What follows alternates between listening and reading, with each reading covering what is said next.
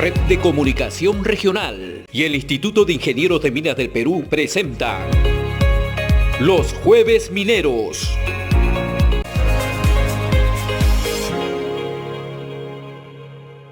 Muy buenas noches, damas y caballeros. La verdad es una emoción estar acá nuevamente en presencial, tiempo que no volvía al alma mater.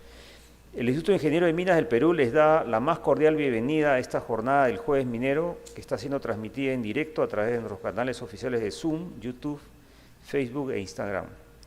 La conferencia de hoy tiene como tema principal analizar la importancia del sector minero para el encadenamiento productivo y el cierre de brechas sociales en el Perú, a cargo del doctor Luis Miguel Castilla, director ejecutivo de Evidenza Instituto. Asimismo, para enriquecer el diálogo en torno al tema, contaremos con los aportes de nuestros invitados que participarán como panelistas. Ellos son profesionales, expertos en el tema.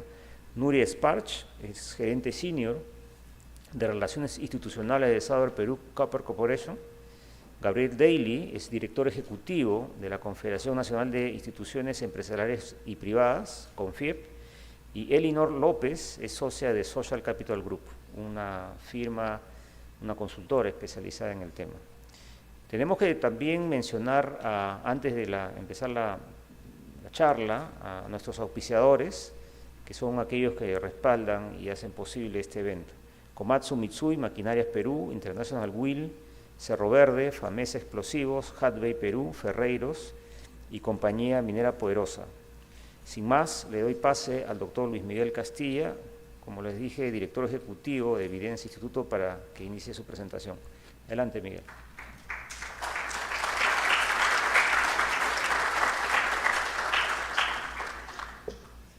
Muchas gracias, muy buenas noches. Un gusto estar con ustedes presencialmente, acompañado del Jueves Minero, creo que en 3 o 4 oportunidades, pero ante una pantalla que evidentemente no tiene nada que ver con verlos y disfrutar de este lindo local. Muchas gracias al Instituto por la invitación y a los panelistas que me acompañan, que son grandes profesionales y especialmente amigos, y eso no es fácil, así que muchísimas gracias.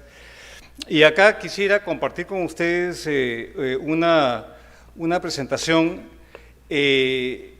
que he tratado de hacerla un poco menos economicista, porque la vimos inicialmente, dijimos, bueno, acá por la hora, el tema, hacerla un poco más intuitiva para entender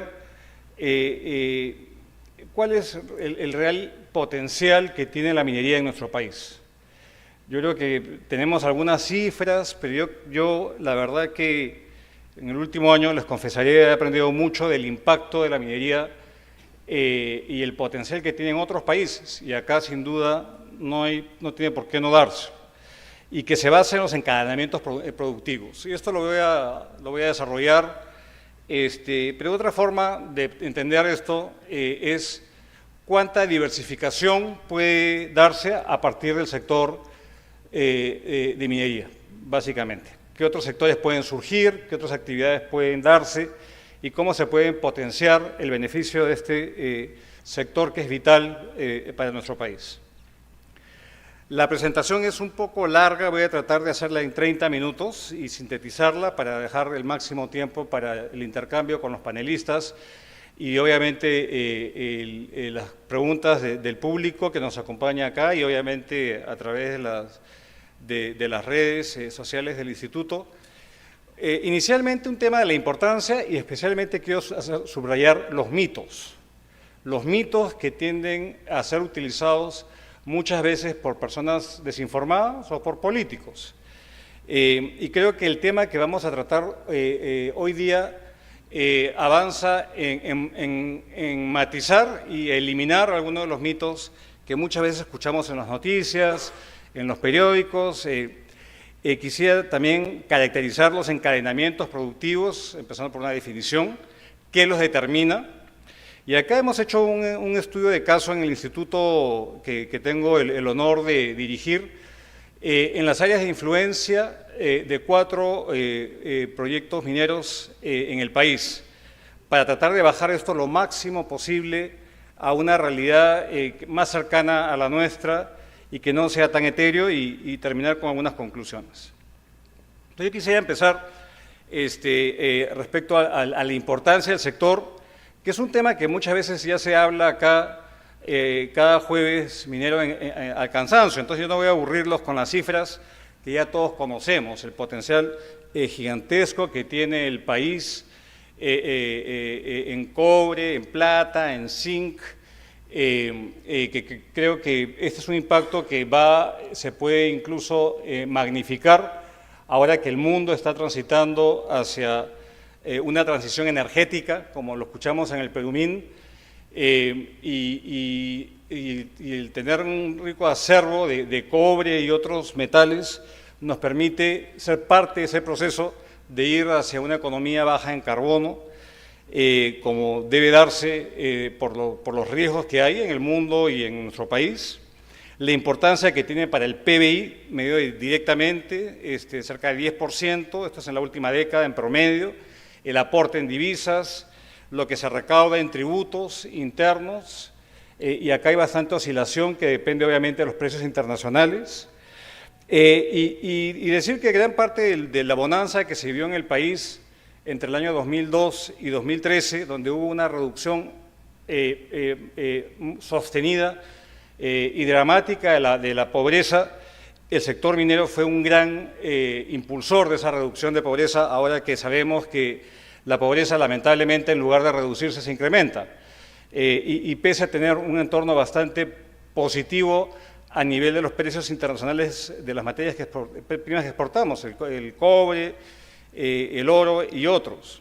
Y obviamente se ha estudiado bastante, muchos han puesto cuál es el impacto directo en empleos que se generan, los indirectos y las familias que se favorecen. Entonces, eso creo que ya todos lo saben, no lo voy a repetir y voy a pedirle a Carlos, a los organizadores, que repartan la presentación que es rica en material.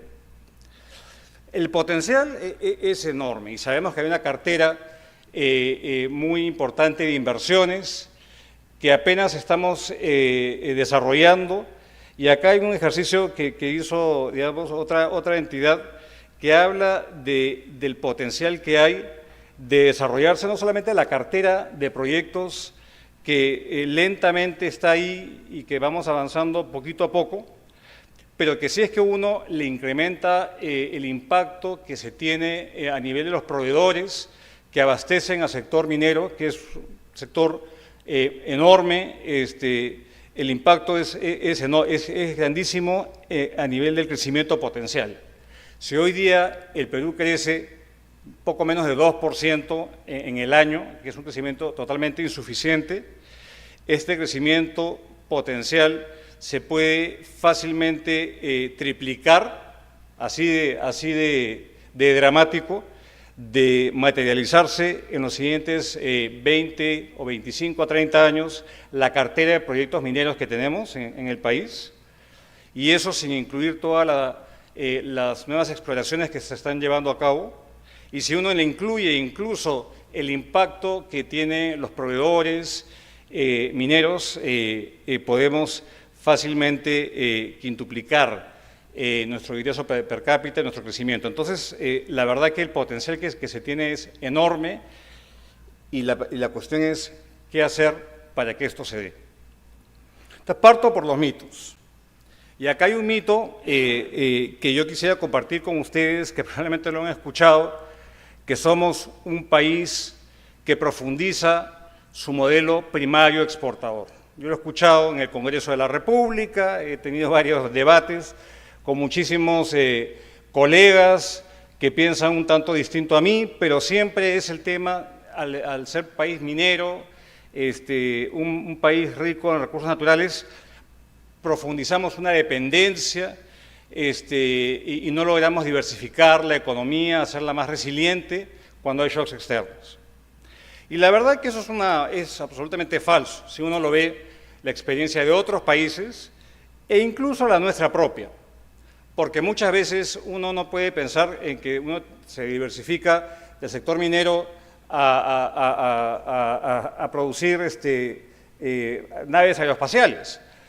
Obviamente no ocurre eso, pero sí sectores vinculados al sector minero y al sector, a los primarios. Hay muchísimas experiencias y vamos a ver, en el caso de lo que hemos estudiado y vamos a presentar a continuación, cómo se da ese proceso de diversificación hacia otras actividades económicas. Entonces, mito uno, que es malo ser un país que aproveche su potencial minero. Yo creo que eso es un mito que muchas veces se utiliza para demonizar esta actividad.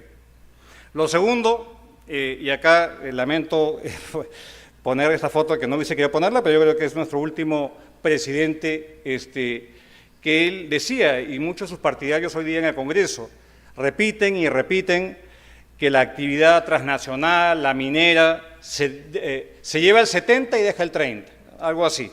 Y esto es una cita textual del expresidente Castillo. Y yo creo que miente, que algo queda.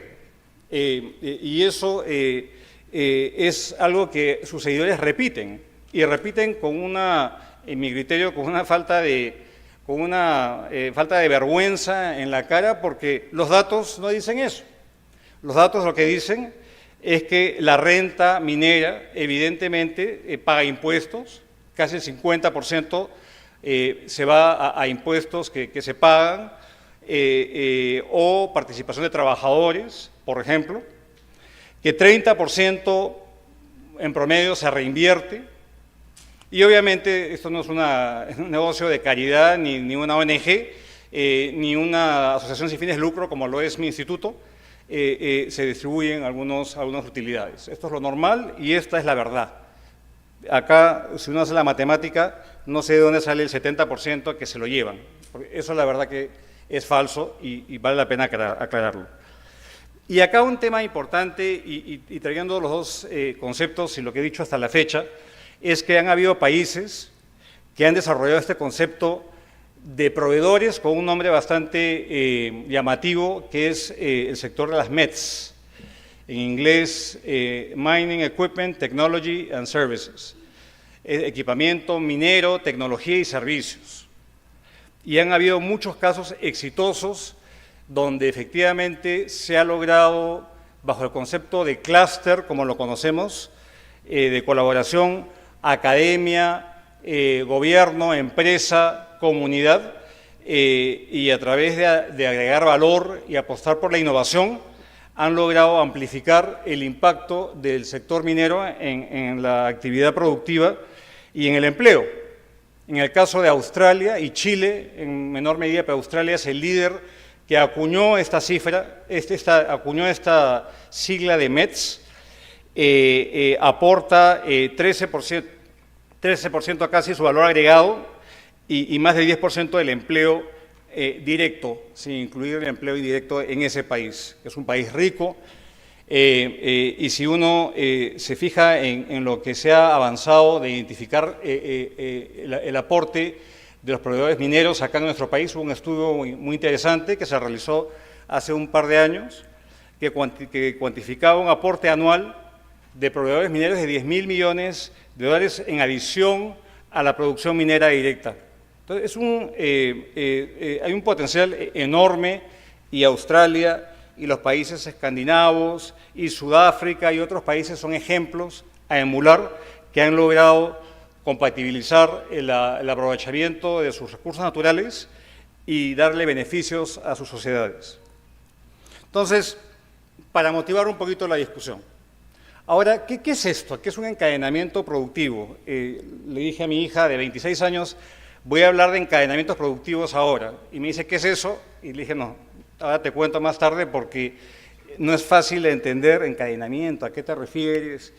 Entonces, básicamente, ¿cómo se genera un encadenamiento? Un spillover, un linkage en inglés, pero un encadenamiento, ¿cómo se genera mayor actividad productiva en otros sectores o en sectores conexos? Acá, para entender esto, de alguna forma, uno lo puede ver cuando se construye una mina.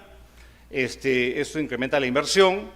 La inversión, obviamente, es para aumentar la producción de minerales. Esto genera empleo en la fase constructiva. A su vez, esa fase constructiva de por sí va a demandar insumos. o servicios, por ejemplo, para llevar el metal a los centros de procesamiento o para la exportación, y eso aumenta los ingresos de las comunidades que se emplean directamente en esa actividad y existe un aumento en el consumo.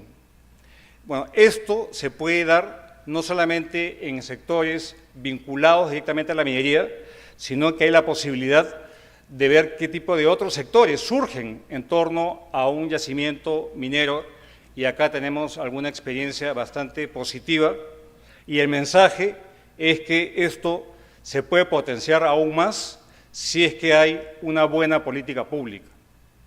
Si no hay una buena política pública, esto no se da de manera espontánea, y si se da, el impacto es mucho menor.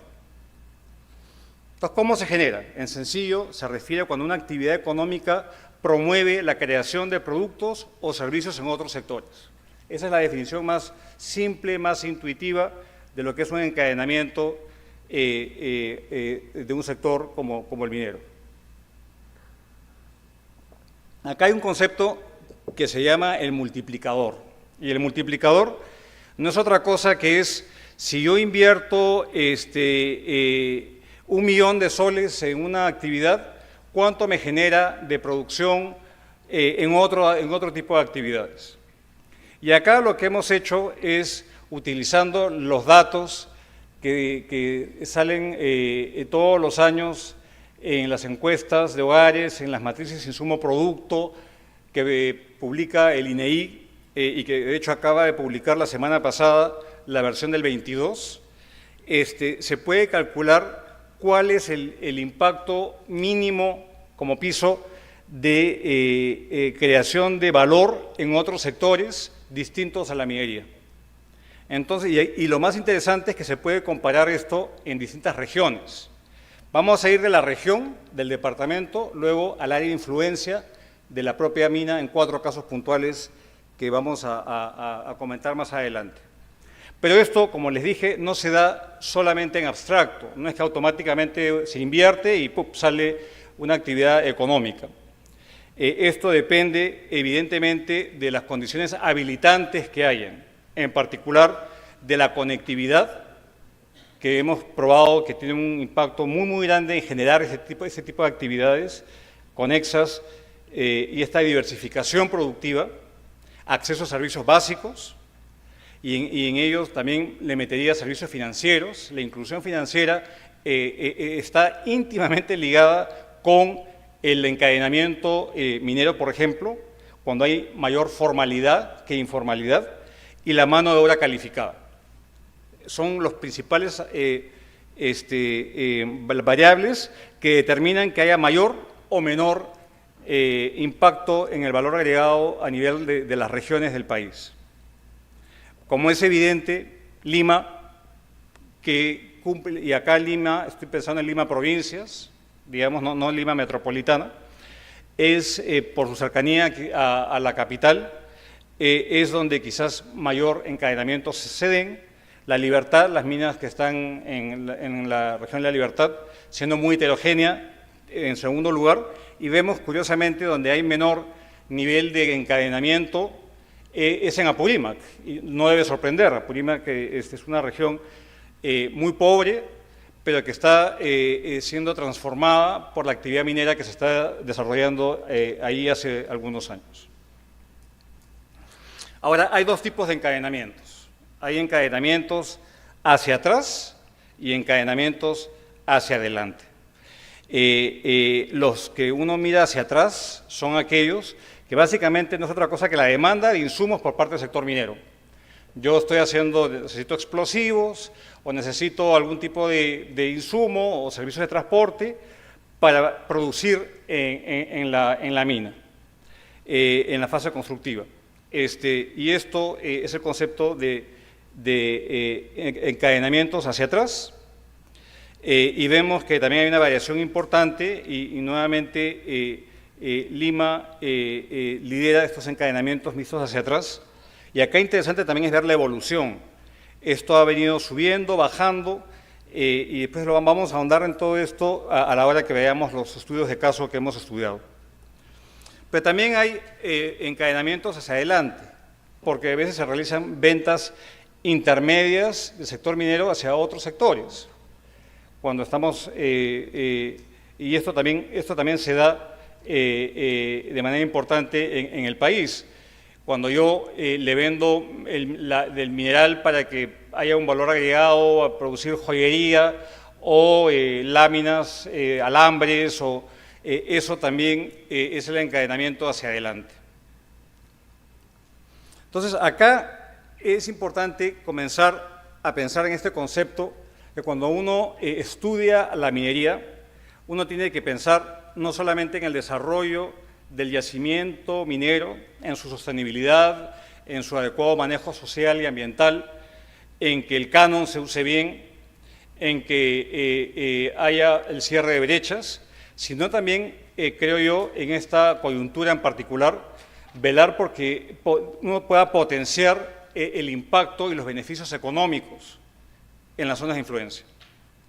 Si a mí me preguntan cuál es uno de los retos principales que enfrenta la minería en nuestro país, es justamente sacar estos mitos que la minería es un enclave y propiciar un impacto mayor en las zonas de influencia y más allá de las zonas de influencia, porque también hay movimientos migratorios a la interna del país, de una región determinada. Hay trabajadores que entran, que salen, y eso creo que también es un aspecto que hay que tomar en cuenta. Y lo importante es tomar en cuenta el ecosistema, el clúster, porque esto está probado que genera mayores beneficios, mayores ingresos y mayor bienestar a la población. Ahora, también tiene una parte productiva y una parte de empleo. Y la parte de empleo, que también creo que se ha estudiado bastante en el país, es cuánto empleo se genera en otros sectores distintos a la minería. Y acá vemos que se generan empleos, en promedio casi 4 empleos adicionales en otros sectores. Hay una cosa curiosa, y acá para llamar la atención, es que esta generación de empleo ha venido cayendo en el tiempo. Si uno se fija la última década, la minería generaba más empleo que lo que genera hoy en día. Y la pregunta es ¿por qué? ¿Por qué se da esto? ¿Qué cosa ha pasado? ¿Ha habido un deterioro en los servicios básicos? ¿Ha habido un deterioro en las condiciones, digamos, hay mayor precariedad? ¿Y por qué se da esto si hay recursos? Si hay un boom, un incremento importante en el presupuesto público, producto del canon, las regalías que se pagan. Entonces, acá entender por qué pasa esto también es bien importante. ¿Por qué no hay esta creación de empleo como lo había hace algunos años atrás? Entonces, acá vayamos al doble clic y entendamos qué cosa determina un encadenamiento. Y acá voy a agruparlo en 3 factores que creo que son importantes para explicar las diferencias de encadenamiento entre las distintas regiones del país, que son mineras. Acá no estoy metiendo a regiones que no tienen explotación minera, evidentemente. Uno son aquellos indicadores que pueden englobar lo que puede ser la competitividad regional, que pasa desde cuánto acceso al crédito hay, cuánta inclusión financiera hay, si está pavimentada o no está pavimentada la red vial, servicios básicos, electricidad, agua, desagüe, cuán concentrada está la actividad, o sea, si hay otros sectores que existen en el área de influencia o es el único sector. Entonces son indicadores que los englobo como de competitividad regional, unos que tienen que ver con la calidad de la mano de obra, si es formal, informal, si está educada o no, qué tipo de destrezas y habilidades tiene. Y creo que uno muy importante es el grado de conflictividad social que existe en una jurisdicción determinada, que es un tema muy importante y hemos sufrido los últimos años conflictos sociales en torno a la minería y probablemente parte de esto responda a una percepción de que los beneficios no son suficientes. Entonces, ahí hay una tarea importante a tomar en cuenta. Y acá algunos ejemplos, un par de ejemplos. Y estos no son datos que he inventado, estos son estudios econométrico serio, y después les paso el link para que puedan ver la data, manipularla, jugar con ella. Pero acá la relación es absolutamente clara entre a mayor acceso a crédito, mayor el nivel de multiplicador, mayor el encadenamiento productivo. Entonces, aquellas jurisdicciones que de por sí tienen mayor presencia de servicios financieros, esto abona a que haya un efecto mucho más virtuoso en la generación de encadenamientos productivos. Como un primer ejemplo, la relación es claramente positiva. La contracara, en aquellas jurisdicciones donde hay mayor conflictividad social, es exactamente lo inverso. El impacto productivo cae. También clarito, y eso creo que ya de por sí debe llamar a la reflexión, bueno, ¿qué hago con respecto a estos dos fenómenos, que es la falta de inclusión financiera, y eso que ha habido mucho esfuerzo por incrementarla, pero la realidad es que todavía el 60% de los hogares peruanos no tienen acceso a servicios financieros, 60%, y eso que había una mejora importante. Y lo otro tiene que ver con la conflictividad social, que ha sido tradicionalmente, según Defensoría, los conflictos en torno a la minería de las industrias extractivas ha sido, digamos, lo predominante según esa entidad oficial. Un tema interesante, y no es mi autoría, sino de un amigo que está acá presente, que me hizo ver: mira, Miguel, ¿por qué no piensas no solamente en las zonas de influencia directa, también piensa en que muchas veces cuando la gente que vive en torno a un proyecto minero, a lo mejor no quiere quedarse ahí, y a lo mejor el ingreso que utiliza es para pagarle a la universidad de sus hijos, y esto propulsa la migración hacia otras partes. Y eso ocurre muchísimo, y ustedes, ingenieros, lo saben mucho más que yo, que este sector recién estoy aprendiendo un poco. Pero acá lo interesante es que en aquellos, y acá midiendo la migración como las diferencias en población en los últimos 5 años, que la encuesta de hogares mide eso, si había un cambio o no en la residencia de un particular hogar, lo que muestra claramente es que en aquellos lugares que tienden a tener menos migración, menos emigración, donde la gente se queda porque tiene servicios, porque tiene beneficios, el encadenamiento es mayor.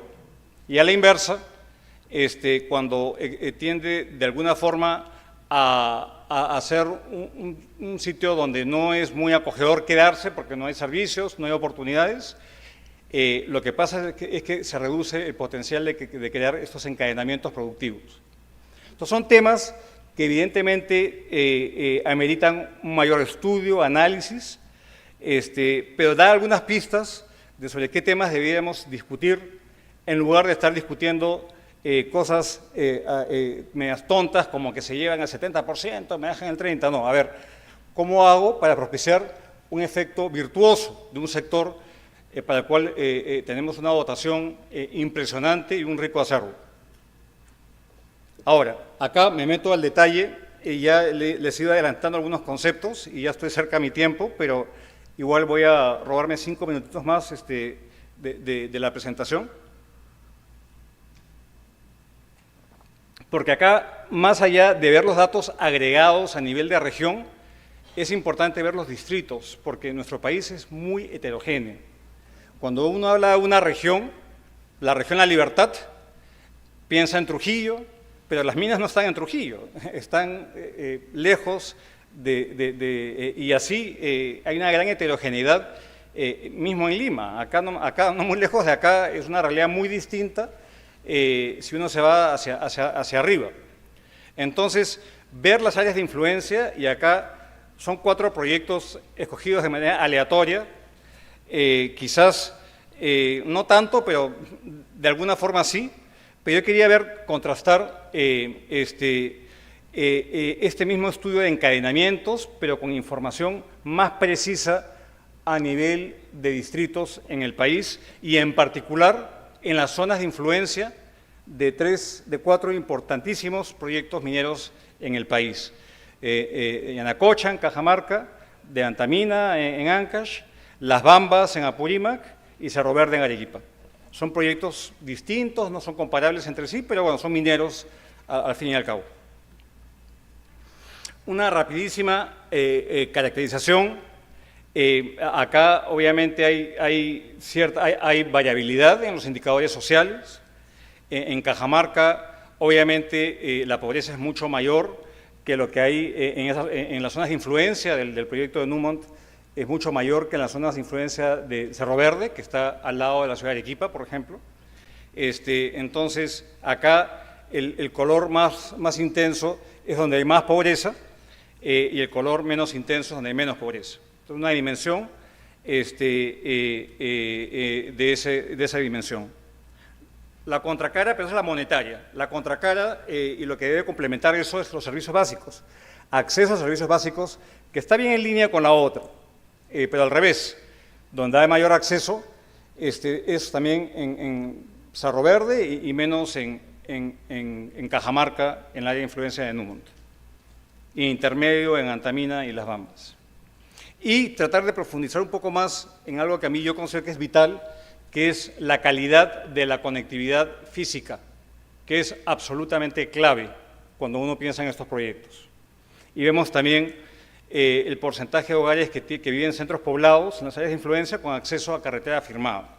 Acá es bastante preciso y no etéreo en el concepto y vemos esto. Entonces acá, aplicamos la misma metodología, que no los voy a aburrir, si les interesa, después les pongo mi correo, el WhatsApp y les paso los detalles técnicos, pero acá es, en esos 4 casos, replicar y tratar de entender qué está atrás de los encadenamientos y las posibles diferencias que puedan haber entre regiones. Viendo igual, nivel de desarrollo humano, pobreza, escolaridad, esperanza de vida al nacer, nivel de ocupación, proporción de hogares con alta dependencia económica, condiciones de habitabilidad y acceso a servicios básicos y conectividad digital, que es lo que recoge este estudio. ¿Y qué resultados tenemos? Bueno, acá los evidentes, acá no hay nada que no sea intuitivo. Y nuevamente, no voy a repetir lo mismo, ustedes lo pueden ver ahí, pero es clave que se potencien los encadenamientos productivos si es que hay condiciones habilitantes. Y estas condiciones habilitantes no es responsabilidad de la empresa, es responsabilidad del Estado, del gobierno municipal, de las autoridades, y que en este concepto de valor compartido debe trabajar conjuntamente con la empresa y la comunidad. Pero acá no los voy a ahondar porque ya les dije cuáles son los pero esto es y acá pongo jurisdicciones, por acá no estoy hablando de regiones, de distritos, son aquellas jurisdicciones que están dentro de los ubigeos, los distritos, en las áreas de influencia preciso, que legalmente tienen determinada según el estudio de impacto ambiental y la licencia que tiene la mina. Es muy preciso en la identificación. Entonces acá, para ir concluyendo, ¿el desafío cuál es? Si sabemos que hay ese potencial enorme y tenemos un país de brechas sociales enormes, entonces, ¿qué rol hay para la política pública? Y acá 2 dimensiones. ¿Qué rol tiene la inversión pública? ¿Y qué espacio tiene el sector privado en generar estos encadenamientos? Y acá me baso en evidencia. Acá no hay teoría, acá no hay ideología, acá son datos duros que hablan. Entonces, en primer lugar, la inversión pública tiene un rol muy importante, y más bien es la obra pública, porque la obra pública se puede financiar a través de la empresa privada, por ejemplo, obras por impuestos, es una obra pública, pero que se hace a través de un mecanismo de contratación donde la empresa hace la obra en lugar de pagar los impuestos que le corresponden. Y así hay núcleos ejecutores, hay distintas formas de efectivamente llevar a cabo una obra pública grande o pequeña. Y nuevamente vemos que plata hay y ha habido un montón de recursos. De acá solamente ver el canon minero y regalías per cápita en las zonas de influencia. Antamina ha recibido un montón de plata. Cerro Verde también, Las Bambas, y todas han recibido, y este es el promedio de renta per cápita que se ha recibido. Entonces, la pregunta es, ¿estos recursos efectivamente han reducido las brechas sociales?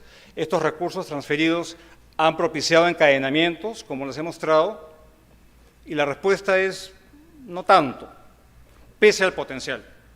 Si uno se fija en términos de la relación entre el canon minero y los encadenamientos, nuevamente, la relación positiva. O sea, la plata te puede ayudar, pero la plata no lo es todo.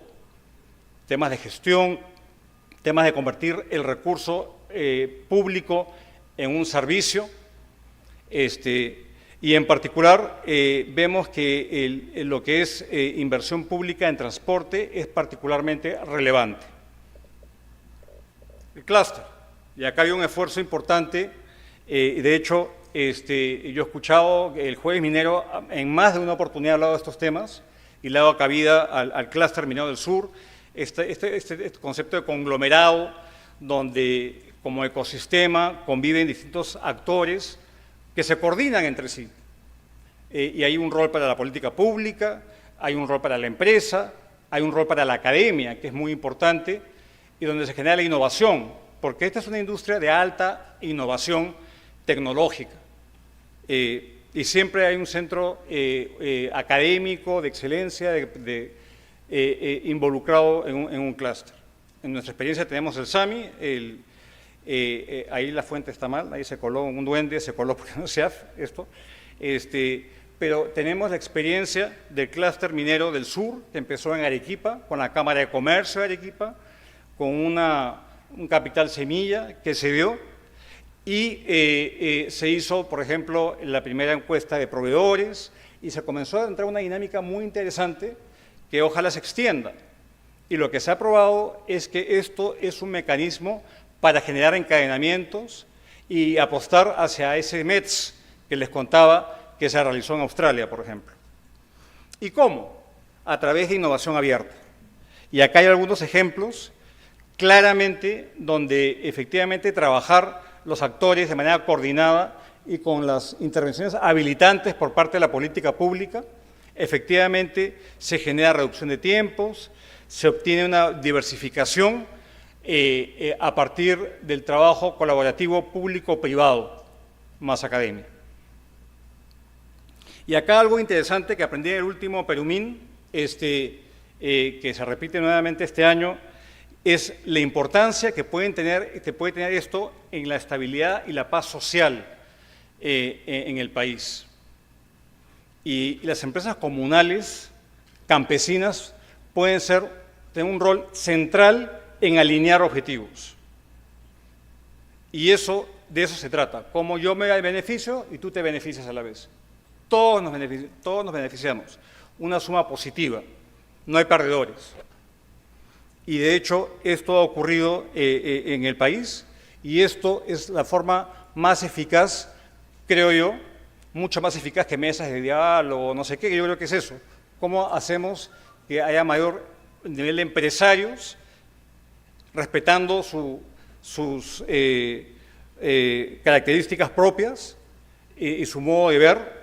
No son sociedades anónimas, son distintas, de hecho no califican como proveedores del Estado, cosa que ellos reclaman. Pero ¿cómo hacerlos partícipes de este efecto productivo que tiene la minería en el país? Para terminar, y recapitulando y excusándome por haberme excedido algunos minutos del tiempo, yo puedo afirmarles categóricamente que el sector minero nacional no es una actividad en clave en absoluto. Es un mito absurdo que nos venden quienes petardean el desarrollo del país. Y lo digo así, con sus palabras, y a quien me lo pregunta, se lo digo y sustentado, no en creencias ni ideologías, sino en evidencia. Y vemos que hay diferentes niveles de desarrollo Obviamente, si uno ve las minas en las zonas de influencia de Lima, La Libertad e Ica, bueno, son regiones más competitivas, acá no he incluido el sur, Moquegua y Tacna, seguro Nuria nos va a contar un poco sobre las zonas de influencia de Southern, pero también comparten, digamos, un nivel mayor de competitividad y mayor nivel de generación de encadenamientos y beneficios económicos y diversificación productiva. Yo les cuento, yo he sido usualmente enemigo de grandes planes de desarrollo, de política industrial. Digamos, el Estado no sabe necesariamente mejor que el privado, pero sin duda hay un rol que no se puede ningunear a la política pública. Y de hecho, ese es uno de los mensajes que estoy dejando. Acá, como dice el toma 2 para bailar un tango, no sé si eso se traduce en, estoy pensándolo en, pero ustedes lo entienden. No, es imposible bailar tango solo, creo.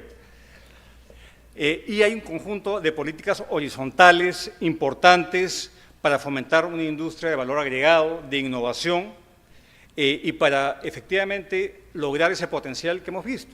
Acordémonos, crecimiento chato de 4%, nuestro nivel de ingreso per cápita se mantiene país de ingreso medio y ahora medio precarizándose. En cambio, esa convergencia hacia un país de alta renta y un país más cohesionado socialmente, sin duda puede acelerarse si logramos propiciar este círculo virtuoso de generar encadenamientos productivos. Muchas gracias.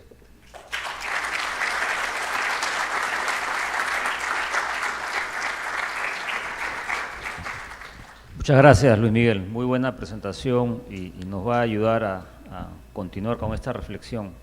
Tenemos 3 panelistas y voy a aprovechar un poco que conozco su experiencia profesional. A Elinor le voy a preguntar temas referidos al territorio. A Nuria le voy a preguntar qué tenemos que hacer para que la gestión pública mejore, la calidad en eficacia, en eficiencia. Y a Gabriel le voy a preguntar cuál es el rol, ¿no?, del sector privado ante este desafío, ¿no? La primera pregunta para Elinor, el tema de territorio, ¿no? Si uno mira lo que nos está planteando Luis Miguel, una manera también de verlo es que el Perú, hay una lámina donde se ve muy claro, cómo a diferentes cotas hay diferente nivel de pobreza, ¿no? Y eso está correlacionado con la productividad que hay en cotas más bajas respecto a zonas más altas, ¿no? Altoandinas. Y cómo un sector minero, justamente hablando del concepto de encadenamiento, logra desarrollar un corredor económico, porque finalmente es una industria que exporta, ¿no? No producimos algo para el mercado local, entonces hay un corredor económico que se genera. Entonces, correlacionando la presentación de Luis Miguel, te preguntaría, Elinor, ¿cómo logramos en este esfuerzo también que nos ha mostrado Luis Miguel, tremendo potencial que existe, cómo logramos introducir en esa mirada, en esa visión conjunta, el tema del desarrollo territorial, ¿no? Y con este concepto de que la industria minera puede ser un catalizador del desarrollo transversal de estos corredores económicos alrededor de esta industria. Gracias, Víctor. Ante todo, agradecer al Instituto de Ingenieros de Minas por la invitación. Yo, unos momentos antes de entrar, decía que yo había estado acá en este auditorio hace 10 años, haciendo una presentación sobre la profesionalización de las relaciones comunitarias. Y ahora, bueno, nos tocó estar presentes para conversar sobre la exposición de Luis Miguel. Y bueno, yo quería resaltar, justamente contestando al señor Víctor Govitz, hace un par de días, desde la Oficina de Chile, me comentan que se ha promulgado una ley de royalty minero, ¿no? Y la ley de royalty lo que hace es crear 3 fondos, ¿no? El primer fondo, que está destinado a generar productividad y desarrollo, más o menos del porcentaje que ellos están calculando, que son 450 millones de dólares, los que se van a recibir anualmente a partir del 2025 para las regiones de Chile provenientes de la minería. Este fondo está destinado a fomentar las actividades productivas de desarrollo y la promoción de la investigación científica y tecnológica en estas regiones con la presencia minera. El segundo fondo va destinado a las comunas mineras de Chile, que son aproximadamente 32 comunas, ¿no?, que reciben las externalidades de la minería. Pero el tercer fondo, que es el que creo que se acerca más a la pregunta, es el Fondo de Apoyo para la Equidad Territorial. Más o menos, haciendo un cálculo en dinero, ¿no?, más o menos 170 millones de dólares irían a este fondo. ¿Y a qué está destinado este fondo? A las comunas que no tienen minería, ¿ya? A las comunas que tienen necesitan realizar un cierre de brechas, ¿no?, de carácter territorial para propiciar el desarrollo. Entonces, claramente, ¿a qué se orientan las políticas y a qué se orienta en estos momentos esta ley? Es a que estas otras zonas que forman parte del corredor también tengan los recursos para poder desarrollar, ¿no?, actividades productivas, poder mejorar en los indicadores de los cuales hablaba Luis Miguel, los indicadores de servicios públicos, de carreteras, porque si esto no existe, definitivamente hay un juego que no es equitativo, ¿no? La zona donde se ubica la capital de las regiones, que tiene agua, desagüe, tiene carreteras, tiene mayor posibilidad de afincarse a estos encadenamientos productivos. Las comunidades donde se desarrolla el proyecto no lo tienen, ¿no? Y eso es lo que causa justamente esta ola de conflictos que también hacía alusión en la exposición. Los que conflictúan, si nosotros analizamos las cifras de la Defensoría del Pueblo, nosotros tenemos que de todos los conflictos, eso es el reporte de abril de este año, el 65% de conflictos son considerados socioambientales, ¿ok? De ese 65%, el 67% está originado por la minería. Pero si tú miras los conflictos, ¿en qué se basan los conflictos? Los conflictos en su mayoría se basan en ser incluidos dentro de un convenio o dentro de un fondo o ser incluidos dentro del área de influencia directa de la mina. Entonces, los conflictos se llaman socioambientales, pero en realidad, ¿cuál es el deseo de esa población? El deseo de esa población es que yo también quiero ser beneficiado con los recursos que genera la minería. Y en las zonas donde no hay minería y hay conflictos, ¿por qué la gente reclama? Porque no tiene servicios públicos, no tiene una educación de calidad, no tiene agua, no tiene luz, no tiene desagüe. Entonces, lógicamente, si tú tienes una población insatisfecha, ¿no?, la población va a reclamarle al gobierno: ¿por qué yo no tengo esto? Yo soy un ser humano y tengo derechos humanos y merezco tener esto. Entonces, este fondo a mí me parece una excelente estrategia para tratar de lograr esta equidad, ¿no?, lograr que estas brechas se cierren y lograr que todo el corredor efectivamente se pueda beneficiar en torno a la minería. Muchas gracias, Elinor, por tu respuesta, y me permite un poco enlazarla con la que le voy a hacer a Nuria, ¿no? Claro, el Perú tiene una suerte no se entiende, ¿no? Es decir, es un país con grado de inversión, económicamente muy robusto. Comentábamos ahora, tiene reservas por 74.000 millones de dólares, nunca hemos tenido esos números, pero según Contraloría, un reporte de este año, del año 23, tenemos 1.900 obras detenidas por un monto total de 21.000 millones de soles, 5.500 millones de dólares. Entonces la pregunta, Nuria, sabiendo tu amplia experiencia, siendo actualmente gerente senior de Sauer, pero con una amplia experiencia en el sector público, es, desde tu perspectiva y tu experiencia, ¿qué hacer? ¿Qué hacer para que nuestro sector público gane madurez, gane eficacia, gane eficiencia, cuando sabemos que es posible? El Banco Central de Reserva quizás es el mejor ejemplo de ese concepto, que es una institución pública. Gracias, Víctor, por la pregunta y gracias por la invitación para venir a hacer estos comentarios. Bueno, en verdad tenía varios temas que comentar de la presentación de Luis Miguel y digamos que, si me permites, quiero encadenarlo al final hacia tu pregunta específica, ¿no? Una de las preguntas que me saltaba, digamos, durante la presentación era si era suficiente el encadenamiento para sustentar el desafío de la actividad minera, y la impresión que tengo es que no. Porque si bien hay un efecto positivo, esto no cambia la cara del territorio, ¿no? Y el encadenamiento pareciera que sirve si solo si sumo a otros sectores, digamos, es minería más agricultura, minería más industria, minería más otros, ¿no? Entonces, ahí yo creo que ya estamos en una liga diferente en términos de desarrollo, en ese salto que presentabas en las primeras diapositivas.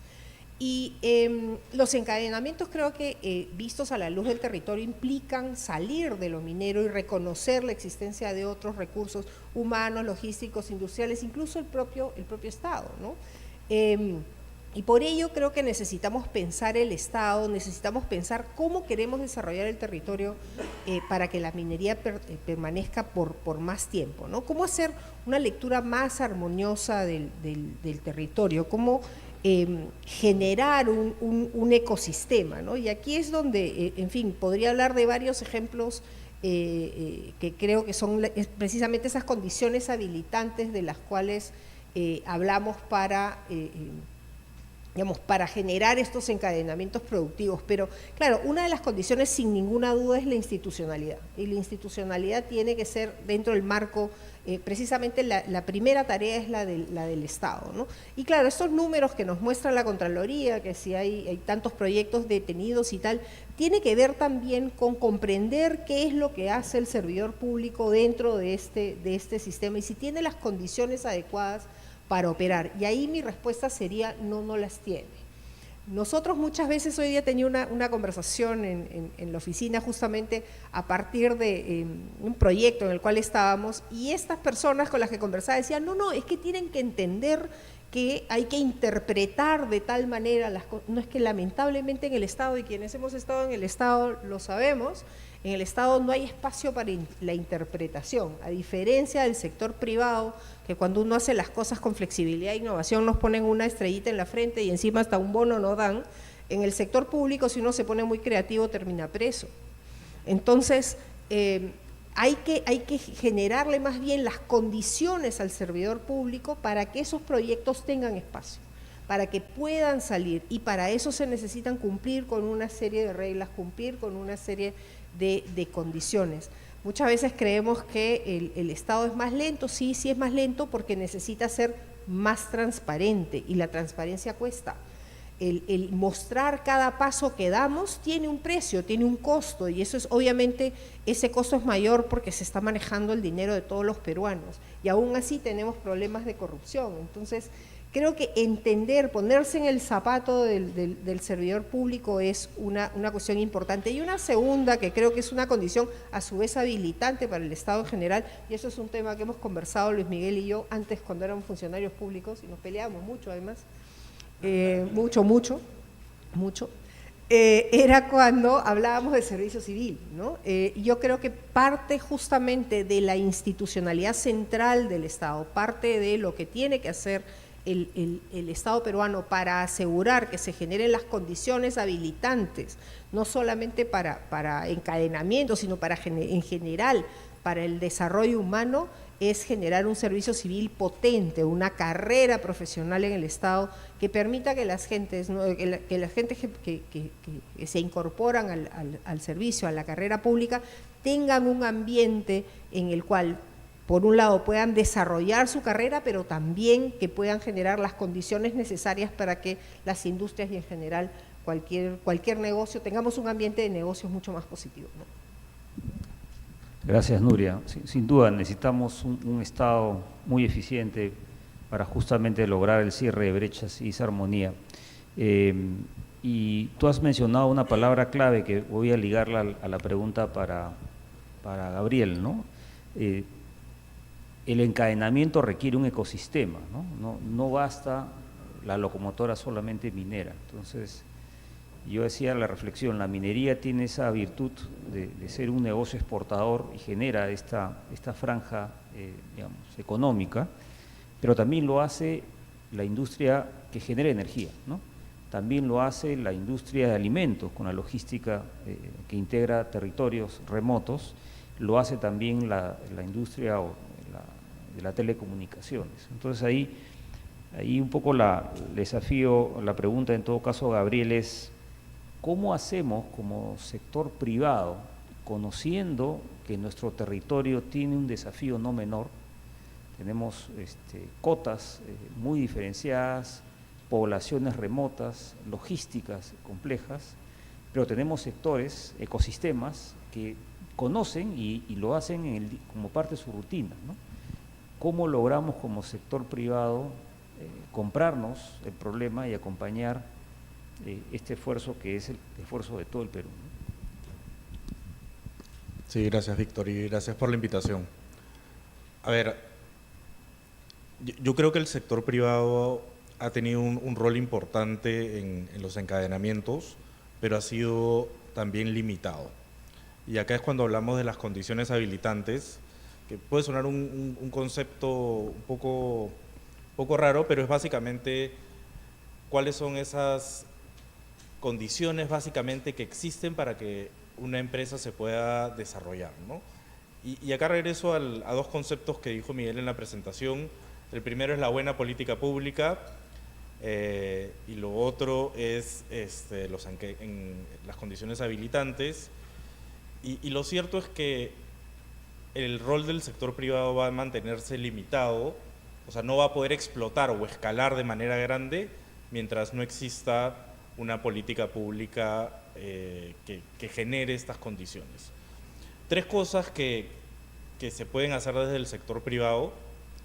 Uno es seguir trabajando con obras por impuestos, pero muy ligado a la potencialidad del territorio donde se está desarrollando. Y acá es donde viene la segunda derivada. Los gobernadores regionales y locales tienen que hacer un estudio, y no quiero que suene estudio a algo esotérico, pero tienen que entender cuál es el potencial del territorio, de su región y su provincia para poder capitalizar y desarrollar esas empresas que tienen un potencial enorme. Porque eso a su vez genera recursos para que las mismas regiones y los mismos gobiernos locales no se vuelvan dependientes en las transferencias del gobierno central. Entonces, ahí es donde el sector privado, en vez de estar viendo obras que no tienen, pueden tener un significado importante como un templo o no siempre se ha hecho lo mejor, pero trabajar muy de cerca con los gobiernos locales y regionales para identificar esas potencialidades y poder invertir en esos proyectos que van a poder generar estas condiciones habilitantes. Es decir, si tienes una carretera que te conecta al punto A al punto B, te reduce tiempo, si te incrementa la carga, hay que empezar a invertir ahí. El segundo punto, yo creo que tiene que ver mucho con transferencia de tecnología, y trabajar con las empresas locales, las empresas comunales fueron mencionadas, pero eso es más a largo plazo. Y el tercer punto que yo diría es, de manera general, acercarse muchísimo al Estado. Hoy en día, por ejemplo, de todas las regiones, solamente, y lo dice, tú debes conocer mejor, Nuria, lo dice el ROF de los gobiernos regionales, tienen que tener una oficina de inversión privada. Solamente creo que hay 5 regiones que tienen oficinas de inversión privada. Entonces, ¿cómo vamos a desarrollar este encadenamiento de empresas privadas con empresas tractoras si es que no tenemos a alguien que está promocionando la inversión privada todo el tiempo? Yo diría que esos 3 puntos de trabajar muy de cerca con el territorio, entenderlo bien, dirigir los recursos a desarrollar esas condiciones o proyectos que generan las condiciones y acercarse cada vez más al Estado para trabajar de la mano. Muchas gracias, Gabriel. Y claramente tratando de resumir siempre, el tema del potencial del territorio es clave, ¿no?, para que la planificación empate y cierre brechas, ¿no? Antes de la segunda ronda, que son ya preguntas más cortas, Luis Miguel, si quisieras una reflexión a partir de las 3 intervenciones de los panelistas.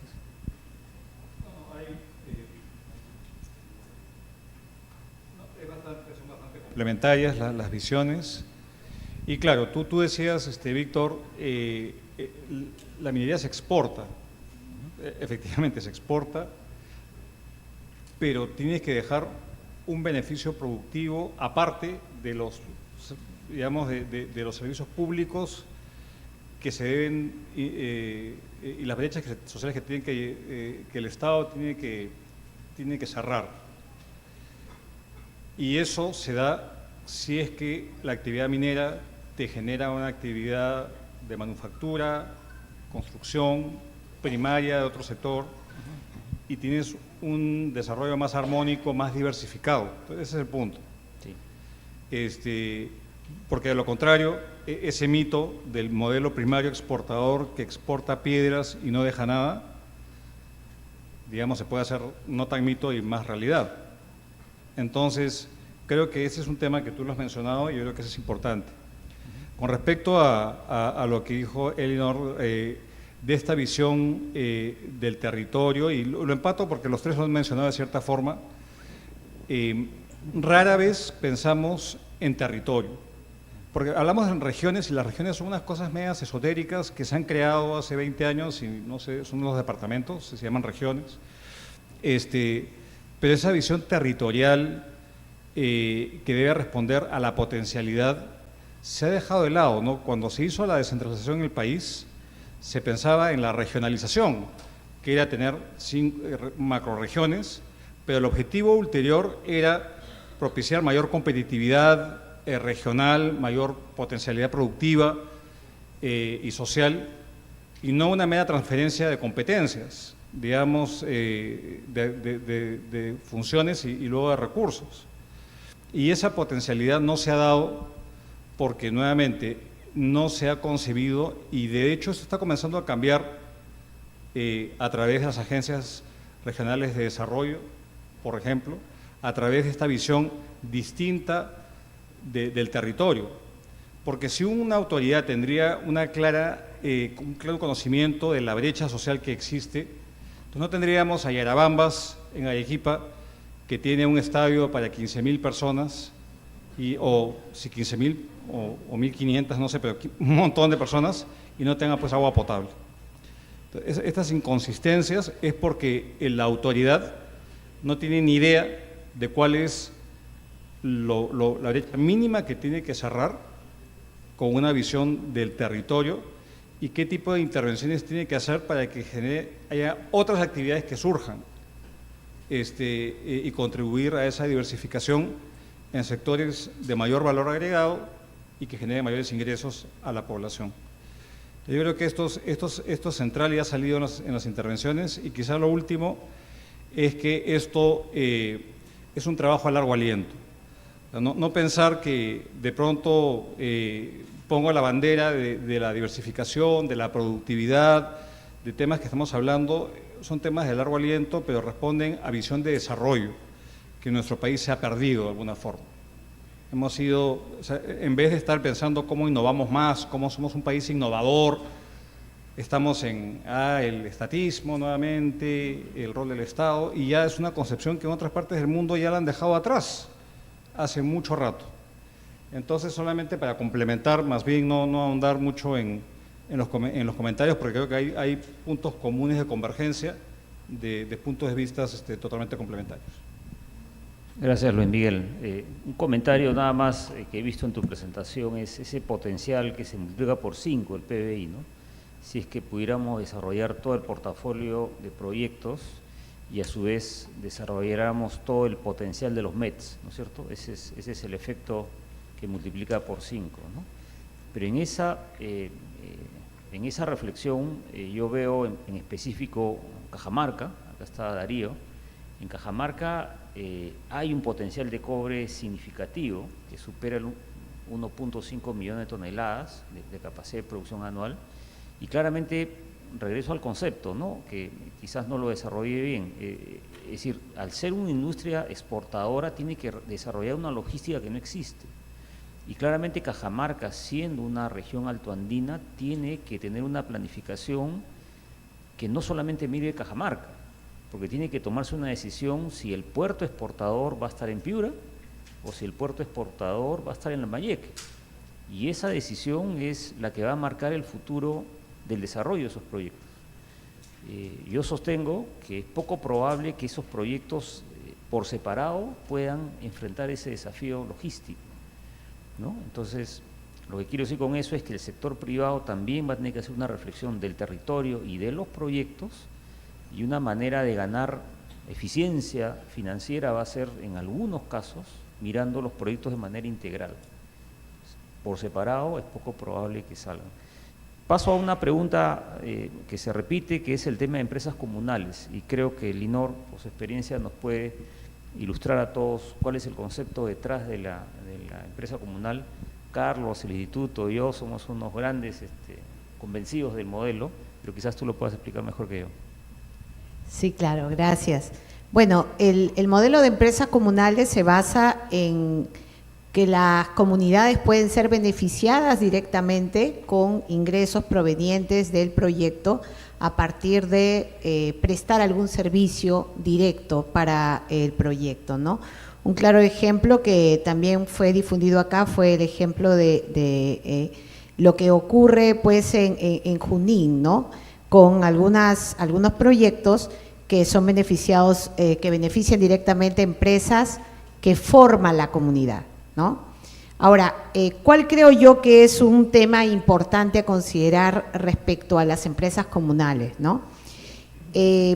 Bueno, nosotros tenemos la experiencia y la ventaja de estar en varios lugares del país, ¿no? Y tú puedes diferenciar empresas comunales de empresas comunales, así como existe con el resto de empresas. Entonces, hay empresas que por el solo hecho de ubicarse en el área de influencia de un proyecto, se sienten con derecho a ser incluidas en los beneficios del proyecto, independientemente de su competitividad. Y eso es nefasto, ¿no? Eso es nefasto. Lo que se tiene que propender es a que la empresa comunal sea tan competitiva como una empresa cualquiera, ¿no? Va a brindar beneficios directamente a los comuneros, ciertamente, ¿no? Pero tiene que ser competitiva, tiene que prestar un servicio de calidad. De otra forma, ¿qué ocurre? Muchas empresas comunales empiezan a surgir, ¿no? Empiezan a crecer durante el momento de la construcción de la mina, porque la mina necesita mano de obra, necesita contratar. Pero ¿qué pasa después? Cuando ya entra la mina en operación, la demanda baja.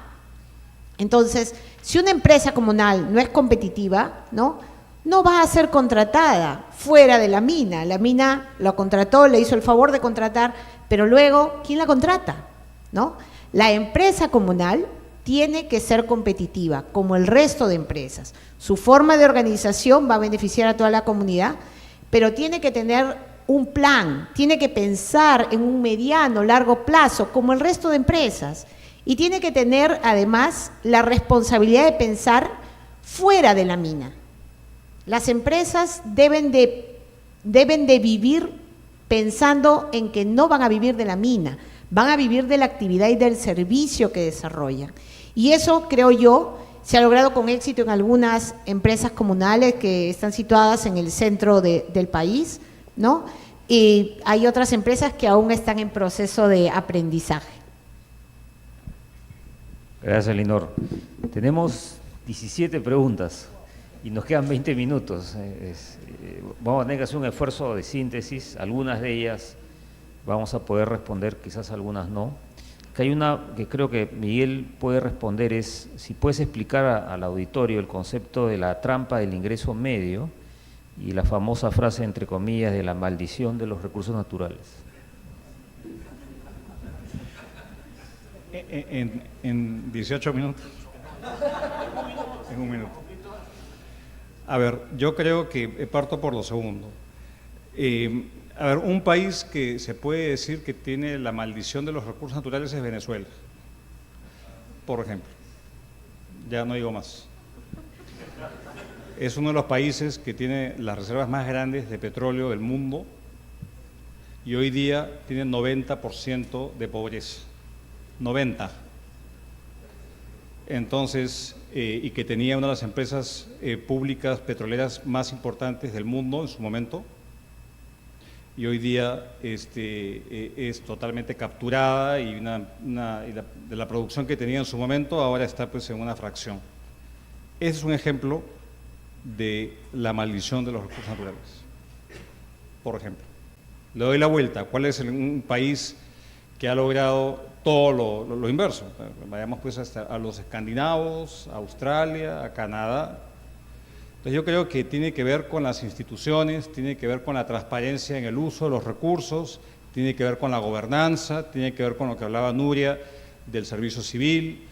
Eso evita que haya captura de rentas, que es lo que básicamente determina un país donde hay la maldición de los recursos naturales. El tema de la renta media es países, y es un riesgo que es latente, hay países que han tenido un crecimiento acelerado por mucho tiempo, han logrado, como el Perú, en los últimos 30 años, desde el año 93 hasta la fecha, multiplicar casi por 3 el PBI, y de pronto el crecimiento se para y te quedas estancado. Llegaste de ingreso bajo a ingreso medio, medio alto y ¡fum!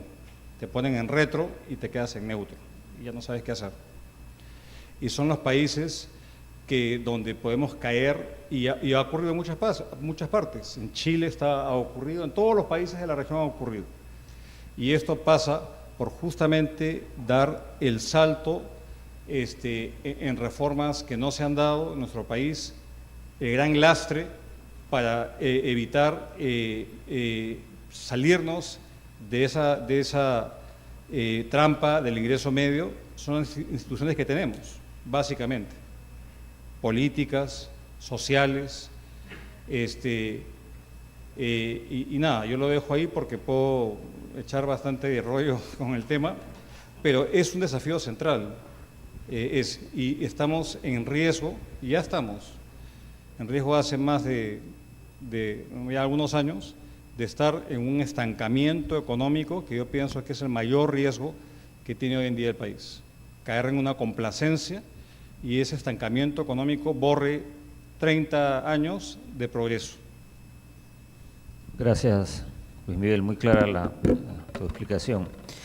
Una pregunta recurrente, Nuria, es el tema de la educación pública, que es el grueso de nuestra población tiene acceso a la educación pública y tenemos que hacer un esfuerzo de mejorarla, ¿no? Una reflexión sobre ese tema y vinculado a la educación pública es cómo lograr, un poco ya lo has abordado, pero cómo abordar, cómo atraer, mejor dicho, a profesionales de calidad y de excelencia al sector público. Bueno, esta es otra de esas preguntas que también podría tomar 18 minutos en contestar. Me quedan 8.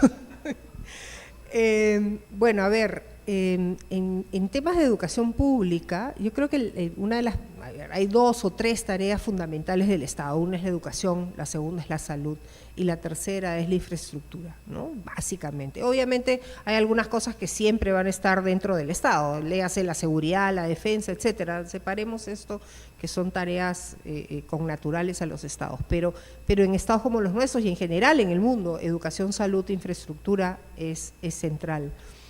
Sin embargo, efectivamente hay un uso poco eficiente de los recursos en términos de las universidades públicas, por ejemplo, que es de donde salen nuestros profesionales, ¿no? Mi hijo estudia en una universidad pública y él compara, por ejemplo, con sus compañeros, con sus amigos del colegio que están en universidades privadas, y él mismo le llama la atención que, por ejemplo, para una clase no puedan tener ni siquiera un microscopio por cabeza, ¿no? Tengan que compartir cosas tan básicas como esa, que ni siquiera podamos cubrir la demanda básica de los primeros años de la formación de nuestros estudiantes, y eso es un desafío creo importantísimo que deben asumir y que son parte de estas condiciones habilitantes de las que se ha hablado en la presentación. Si nosotros no logramos generar estas condiciones en términos de educación, en términos de infraestructura, de instituciones, de entorno económico, etcétera, mal vamos a poder llegar a un entorno donde la competitividad permita hacer estos encadenamientos, ¿no? Y en términos de cómo atraer a los mejores al servicio civil. Yo les digo, la verdad es que los mejores van a terminar en el servicio civil en algún momento de su vida. El estar en el Estado peruano, a algunos les puede parecer, no, imposible, hay cosas que no se pueden hacer. Bueno, la manera de hacer las cosas es desde adentro. Entonces, si uno quiere que las cosas se transformen, el Estado, sin duda, miren, fíjense que yo estoy haciendo ahorita una publicidad de trabajar en el Estado, pero yo creo firmemente que si uno quiere que las cosas cambien, tiene que entrar en algún momento de su vida al Estado. Allí se ve la necesidad real, en gente real.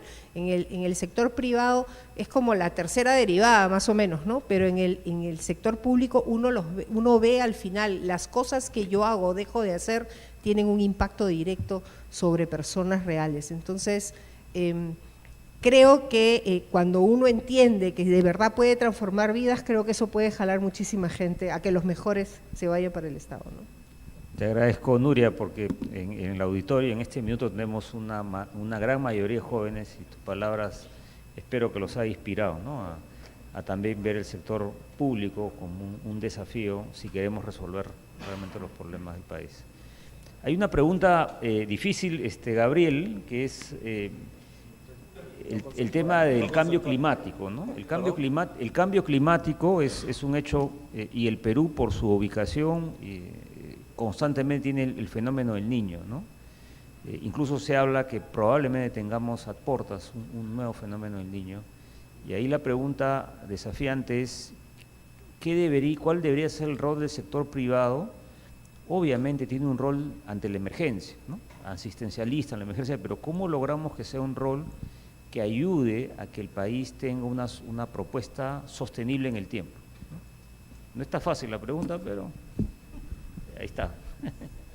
Sí, no es fácil porque todas las obras de prevención en verdad son básicamente obras que se tienen que hacer por parte del sector público, ¿no? Yo me acuerdo, no sé si estabas tú, Miguel, o estaba Alonso, que se creía que iba a haber niño en el 2016 y se hicieron estaba Juan Manuel Benítez, se hicieron una limpieza de ríos, se compraron helicópteros, se compraron los Spartans, se hicieron una cantidad de cosas bien importantes. A ver, yo sí creo que, y lo hacen muchas empresas privadas, hoy día el sector privado de manera silenciosa hace una cantidad de obras de prevención que son sumamente importantes. Se los comento porque el otro día mi jefe me estaba contando todo lo que había hecho en el fondo que tiene en el norte y muchas empresas también se han encargado de comprar motobombas, desaguar muchas ciudades, ¿no? Pero son iniciativas que nacen ante la emergencia, básicamente. Desde el sector privado, a ver, creo que se puede, trabajar muy fuertemente con una cultura de prevención, una parte de comunicación que es importante, pero a veces eso cae en saco roto, ¿no? Si en la medida que se haga de manera sostenible y permanente, es algo importante. Y la segunda es, hacerle mucha presión al sector privado, al sector público, perdón, para que haga esas obras y ver de qué manera se pueden buscar esas asociaciones público-privadas para poder tener esas obras que benefician tanto al sector privado como al sector público. Nuevamente se repite asociaciones público-privadas, obras por impuestos y parte también por reconocer cuáles son las obras que realmente se necesitan para un territorio en específico. Las obras de prevención ante el niño no necesariamente son las más atractivas o las que generan más votos, pero ahí creo que el sector privado tiene que tener un rol importante de decir, esta obra se necesita porque es importantísima no solamente para la empresa tractora, sino también para las pequeñas empresas. Estaba leyendo ahora, creo que 69-70% de los proveedores en la minería son pymes. Y a largo plazo, si no tienes las obras necesarias de prevención y se ve afectada todo un territorio, caso de Piura, caso de Lambayeque, La Libertad, que no solamente afecta a una zona puntual, sino afecta a todo un corredor, eso se ve afectado. Y yo creo que hay que hacer mucho esfuerzo desde el sector privado para convencer al sector público de las obras que se tienen que hacer en beneficio de todas las personas que están en ese territorio. Es lo que se me ocurre, no... Gracias. No sé si tienen otras ideas, Gracias, pero Gabriel. es una pregunta fácil. No vamos a poner nota, no te preocupes. Estamos llegando al cierre y yo les pediría a todos, empezamos con Elinor y cerramos con Luis Miguel, un mensaje final de cierre de esta jornada. Empezamos contigo, Elinor.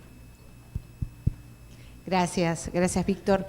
Yo me orientaría luego de esta sesión a poder, digamos, invitar tanto, bueno, el sector público ya han hablado bastante, pero ya que acá hay varios representantes del sector privado, a pensar en la profesionalización de los proveedores locales, ¿no?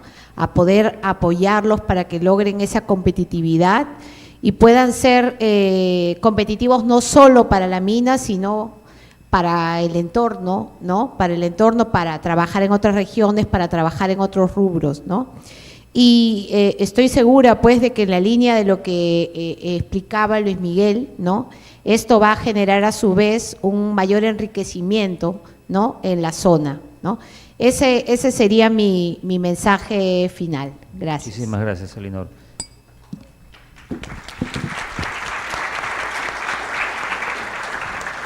Le damos la palabra a Nuria.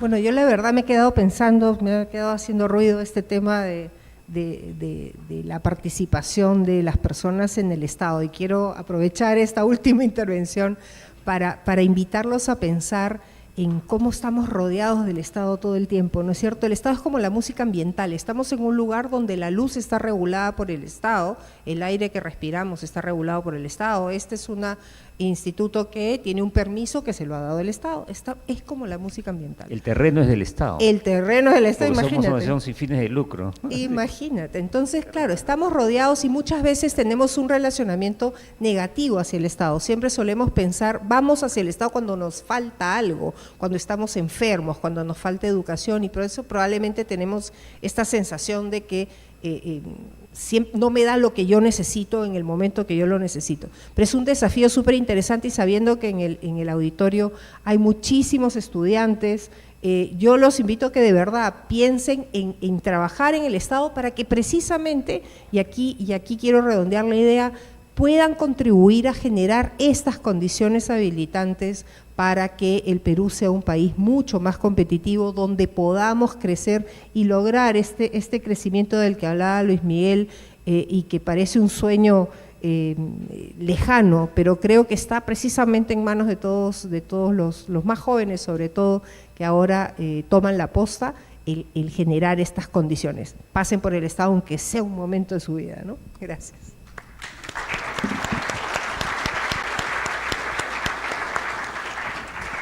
Al final voy a medir los aplausos, ¿ah? Gabriel, adelante. Sí, a ver, un tema que no se ha tocado mucho, pero es importante, y es el tema del clima de negocios, ¿no? Las empresas que se encadenan a empresas tractoras, las empresas tractoras tienen unos altos estándares para poder contratar. Entonces, en la medida que tengamos todavía un 70-75% de empresas formales, va a ser más difícil que se encadenen. Entonces, creo que también hay que ver la parte institucional de que más empresas puedan ser formales para que eventualmente estas cadenas puedan innovar, puedan crecer, y la mejor empresa será la que se encadena y la que se desarrolla y sigue esta ruta, ¿no? Creo que como parte de las condiciones habilitantes hay que mirar cómo podemos hacer que más empresas sean formales para que entren a este mercado y no se queden afuera. Solo eso, gracias. Gracias, Gabriel.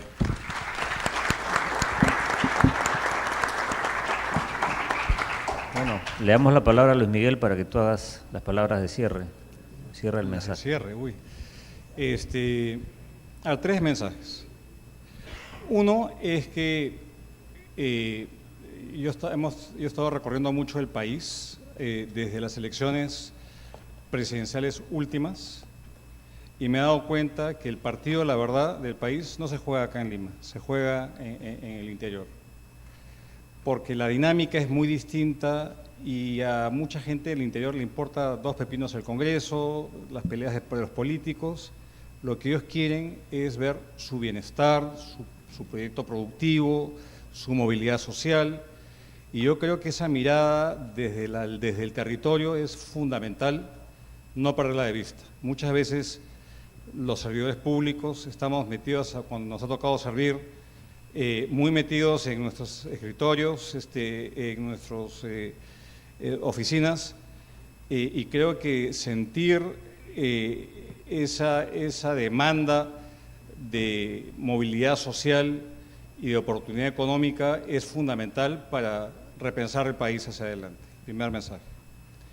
Segundo mensaje es, acabamos de ver este deterioro que ha habido en la pobreza. Digamos, ya no hay pandemia que echarle la culpa, ¿no? Ahora es hecho en casa. Pero la región que más ha reducido la pobreza entre el 2019 y el 22, adivinen cuál es. Apurímac. ¿Y qué empresa, qué actividad es una actividad que ha movido mucho la aguja ahí? La minería. ¿Es eso suficiente? No. Pero se tiene que empezar por algún lugar. Entonces, creo que, y yendo al último mensaje, es que cualquier cosa que planteemos hacia adelante no puede ser un esfuerzo individual. Involucra a todos. Y tenemos que dejar de pensar en ciudadanos de distinto tipo, sino todos somos peruanos, vivimos acá, y lo que queremos es justamente evitar que nuestros recursos naturales se conviertan en una maldición y quedar estancados como un país de ingreso medio y de oportunidad perdida. Entonces es más motivacional y esto pasa por la juventud, esto pasa por lo público-privado y esto pasa por pensar en la innovación, en la productividad, en temas que hoy día suenan un poco etéreos. En la discusión nacional no se discuten estos temas, pero los países exitosos ciertamente han apostado por eso. Es la única forma de salir adelante, es encontrar esa potencialidad y a su vez esas condiciones habilitantes que se han dicho como 10 veces, que son absolutamente claves y se consiguen si es que el sector público y el privado trabajan juntos de la mano para justamente multiplicar nuestro PBI y ser un país próspero.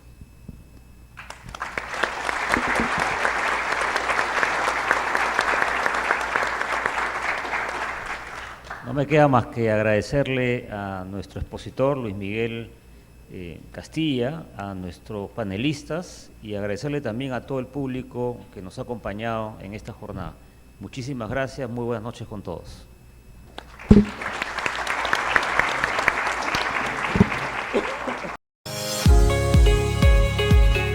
Red de Comunicación Regional y el Instituto de Ingenieros de Minas del Perú presentaron Los Jueves Mineros.